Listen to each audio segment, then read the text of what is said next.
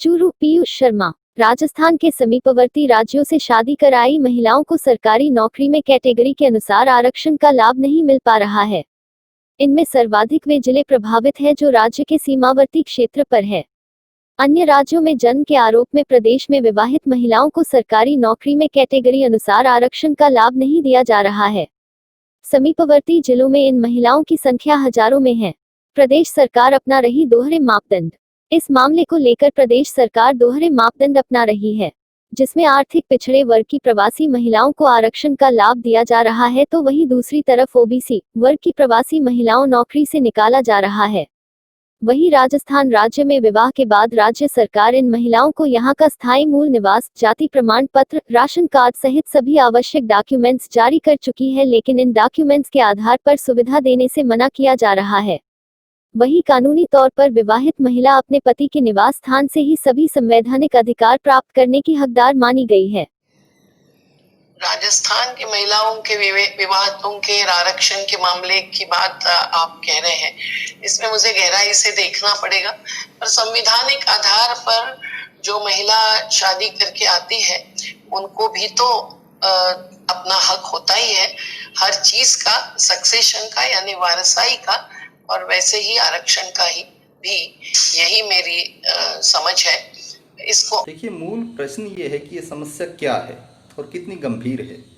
तो मैं बताना चाहता हूँ कि समस्या बहुत गंभीर है। मूल रूप से समस्या ये है कि जो महिला एक राज्य से दूसरे राज्य में शादी करवा लेते हैं, यानी कि जिनका जन्म जिन महिलाओं का पंजाब, हरियाणा, दिल्ली, उत्तर प्रदेश, मध्य प्रदेश, गुजरात आदि राजस्थान के सीमावर्ती राज्यों में हुआ है, और जिनकी शादी निकटवर्ती जो एरिया हैं, गंगानगर, हनुमानगढ़, चूरू, सीकर, झुंझुनू, अलवर, भरतपुर, धौलपुर, दौसा, करौली और इसके अलावा झालावाड़, उदयपुर, सिरोही, पाली, बाड़मेर आदि जो सीमावर्ती जिलों में इनकी शादी हुई है, मूल रूप से जन्म से ये आरक्षित वर्ग में हैं। आरक्षित का मतलब एससी, ओबीसी, एसटी वर्ग में हैं, और इनकी शादी भी राजस्थान के आरक्षित वर्ग के युवाओं से ही हुई है, यानी कि जन्म और शादी दोनों आधार पर ये आरक्षित वर्ग में हैं।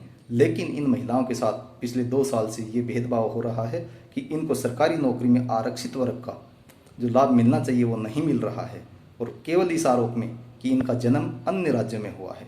वास्तविकता ये है कि ये बहुत बड़ी संख्या में महिलाएं प्रभावित हैं, हजारों की इनकी संख्या है, और अनेकों भर्तियों में, जैसे कि रीट भर्ती, पीटीआई भर्ती, एएनएम भर्ती, सेकंड ग्रेड, फर्स्ट ग्रेड, सभी भर्तियों में इनको नियुक्ति से वंचित किया जा चुका है। बार बार अवगत कराया गया है, सरकार को भी, कार्मिक विभाग को भी अवगत कराया गया है, संबंधित भर्ती विभागों को भी अवगत कराया गया है। ये महिलाएं राजस्थान की मूल निवासी हैं, और कानून भी यही कहता है कि शादी के बाद एक महिला के लिए उसका ससुराल या पति का मूल निवास स्थान ही उसका स्थान होगा, और वहीं से अपने सभी अधिकारों को प्राप्त करेगी। लेकिन ये महिलाएं वर्तमान में इतनी गंभीर स्थिति है कि अपने मूल अधिकार से वंचित हैं। सरकारी नौकरी में इनको आरक्षित कैटेगरी का लाभ मिल नहीं रहा है। दूसरी तरफ अपने मायके से, यानी जिन राज्यों में इनका जन्म हुआ वहाँ से भी इनके सारे जो आवश्यक डॉक्यूमेंट थे, मूल निवास, जाति प्रमाण पत्र वगैरह सभी निरस्त हो चुके हैं, और वहाँ भी उनको आरक्षण का लाभ नहीं मिल रहा है, और वहाँ मिलना कानूनी तौर पे भी संभव नहीं है, क्योंकि वे यहाँ अब राजस्थान की मूल निवासी हो चुकी हैं। फिर भी इनकी मांग को लगातार विभिन्न सामाजिक संगठन, राजनीतिक दल, सीमावर्ती क्षेत्र के जनप्रतिनिधि राजस्थान विधानसभा में 4 बार पुरजोर तरीके से उठा चुके हैं, लेकिन अभी तक कोई समाधान नहीं हुआ है। कोई भी सरकार की तरफ से कोई भी विभाग या अधिकारी इनकी समस्या को सुनने को तैयार नहीं है। नतीजा ये है कि अपने मूल अधिकार से वंचित हैं, और एक तरीके से माइग्रेटेड पुरुष जैसा व्यवहार इन विवाहित मूल निवासी महिलाओं के साथ राजस्थान प्रांत में हो रहा है। और मामले की गंभीरता इतनी बढ़ती जा रही है कि धीरे धीरे अन्य राज्य भी राजस्थान में जन्मी बेटियों को भी आरक्षण देने से मना कर रहे हैं। मध्य प्रदेश ने राजस्थान की बेटियों को इस आरोप में आरक्षण देने से मना कर दिया कि उनका जन्म राजस्थान में हुआ है, शादी जरूर मध्य प्रदेश में हुई है। धीरे धीरे ये स्थिति निकटवर्ती हरियाणा, पंजाब, दिल्ली आदि राज्यों में भी होने जा रही है।